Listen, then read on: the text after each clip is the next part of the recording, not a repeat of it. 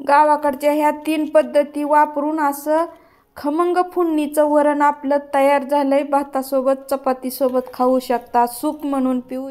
नमस्कार, चव गावाकडच्या या यूट्यूब चॅनलवर तुमचं स्वागत आहे। मी आज गावाकडील गावरान पद्धतीनं फोडणीचं पिवळं वरण बनवणार आहे। तर त्याकरिता आपण लागणारं साहित्य बघून घेऊ।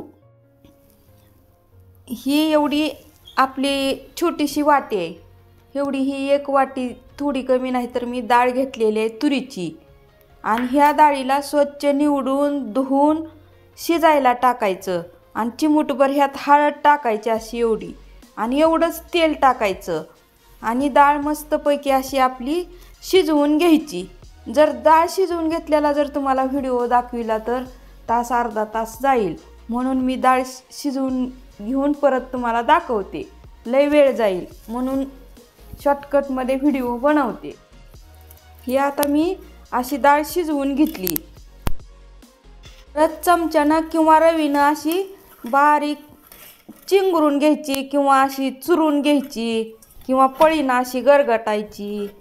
अशी ही डाळ शिजवून घेऊन ही अशी परत बारीक करून घ्यायची। ही आता आपली डाळ शिजवून बारीक करून गरगटून झाली मस्तपैकी। हो का, ही अशी डाळ शिजलेली झालेली आहे। हो का, थोडंसं तेल आणि हळद टाकली की लगेच तूर डाळ शिजती आणि खायला पण एकदम छान लागती। आणि डाळ ही धुवून टाकायची म्हणजे खायला छान चव येते आणि पित्त पण होत नाही, त्यामुळं तूर डाळ खायला एकदम छान लागते। आता ही आपण डाळ शिजवून घेतलेलं, डाळ गरगटून घेतली, शिजवून घेतली। आता ही फोडणीकरिता लागणारं आपण साहित्य बघून घेऊ। आता ही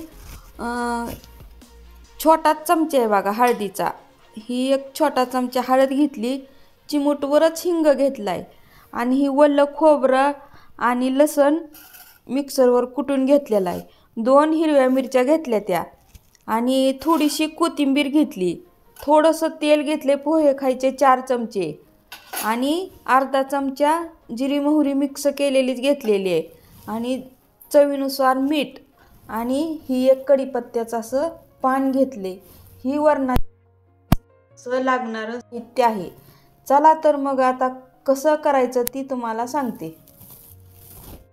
ही गॅस चालू करून घेते, ही पातेल्यावर ठेवते। मी एवढाच 1 ग्लास पाणी घेणार आहे, एवढं 1 ग्लासाचंच वरण करणार आहे। हो का, ही एवढं 1 ग्लास पाणी गरम करून घेणार आहे। आपलं ही पाणी लय उकळायचं नाही, कोमट किंवा असं गरम करायचं। मी आता करून घेतले बघा, वाफ निघायला लागली। आता ही ग्लासमध्ये ओतून घेते आणि ही पातेलं, ह्याच पातेल्यात मी आता फोडणी देणार आहे।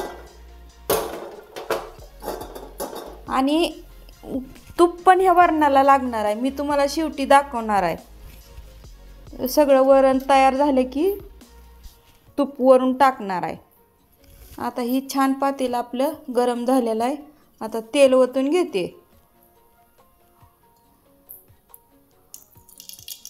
एकदम वरण ही छान लागतंय, असं प्यायला सुद्धा ही सूप म्हणून चालतंय। वरण एवढं अप्रतिम लागतंय, भातावर, चपातीसोबत, भाकरीसोबत किंवा असं प्यायला सुद्धा आजारी माणसाला तोंडाला चव येते।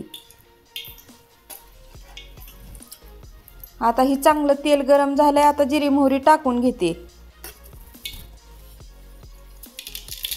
जिरी मोहरी मी मिक्सच करून टाकत असते। आता ही हिंग टाकणार आहे, जिरी मोहरी चांगली तडतडली, आता हिंग टाकते। हिंगामुळं वरण छान लागतंय आणि ही लसूण खोबरं त्या हिंगावर टाकायचं, ही मिरची टाकायची आणि हिंग असल्यामुळं वरण एवढं भारी लागतंय खायला छान, त्याच्यामुळंच खरी वरणाला टेस्ट येते। आणि ही कढीची पानं कुटी टाकून घेणार आहे, कारण हळद लगेच करपते। मस्त असं ही मिक्स करून घ्यायचं टाकल्यानंतर, आणि लालसर जरा किंचित कलर यायला की वरण वतायचं। मस्त फोडणी बसली पाहिजे वरणाला, तरच वरण टेस्टी लागतंय. आणि वल्ल खोबरं आणि लसण आणि हिंग ह्याच्यामुळंच खरी वरणाला टेस्ट येते आणि ती छान लागते एकदम खायला.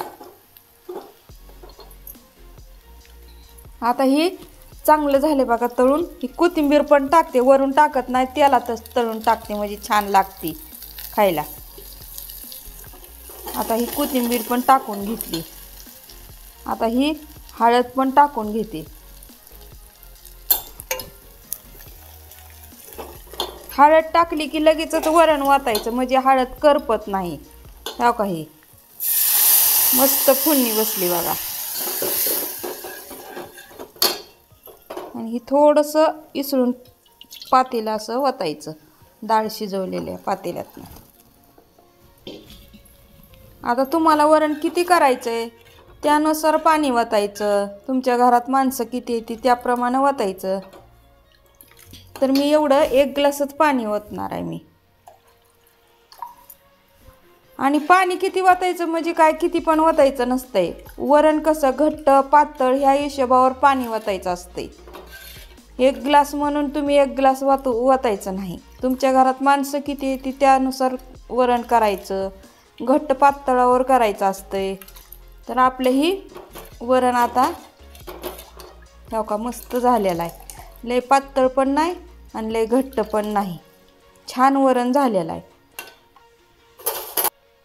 आता ही सगळी फोडणी देऊन झाल्यानंतर आता ही सगळं वरून मीठ टाकणार आहे. तुमच्या चवीनुसार मीठ टाकू शकता. आता ही सगळं असं मिक्स करून झालं. मीठ हे सगळं टाकून तयार झालेलं आहे.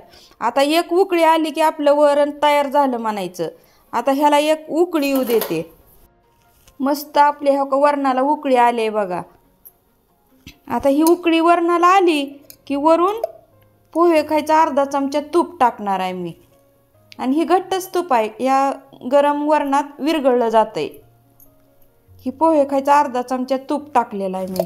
या तुपामुळं वरणाला एकदम हिंगामुळं वल्या खोबऱ्यामुळं आणि तुपामुळं वरणाला एकदम टेस्टी चव येते. आणि वरण किती पण खावा असं वाटतंय. आणि प्यायला तर गरम गरम सर्दी खोकला सुद्धा ह्या वरणानं जाते. गरम जर पेलं वरण तर आजारी माणसाच्या तोंडाला सुद्धा चव येते.